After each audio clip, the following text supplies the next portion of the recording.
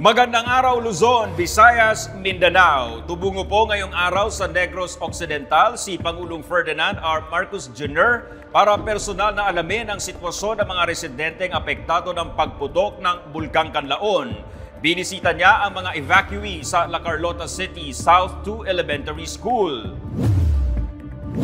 Pinangunahan mismo ng Pangulo ang pamimigay ng family food pack sa mga apektadong pamilya. Sa kabuuan, 323 pamilya o higit 1,000 individual na nanunuluyan ngayon sa 4 na evacuation camp sa La Carlota City ang nakatanggap ng ayuda ngayong araw.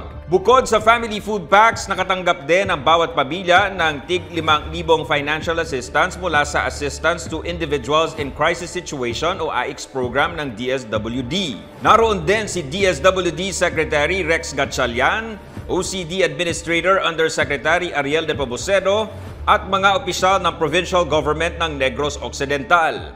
Lubos naman ang pasasalamat ng mga evacuee at LGU La Carlota sa pagdating sa kanilang lugar ni Pangulong Marcos Jr. para personal na makiramay at mamahagi ng tulong.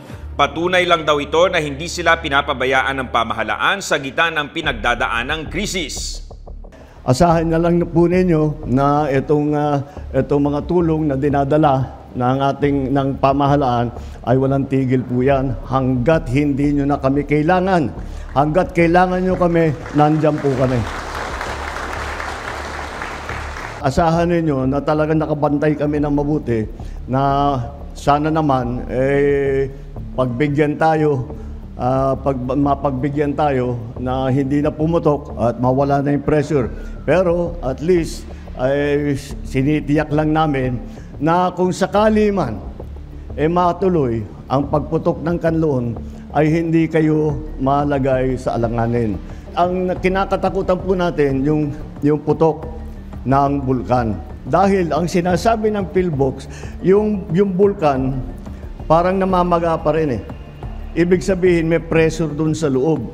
Kaya bago mabitawan yung pressure na yung kailangan palabasin para yung pagmaga ng bulkan mabawasan, walang pressure, mawawala na yung mga alert level na ginagawa natin dahil for at least ngayon tapos na dahil na-release na yung pressure doon sa bulkan. There has to be a culminating event.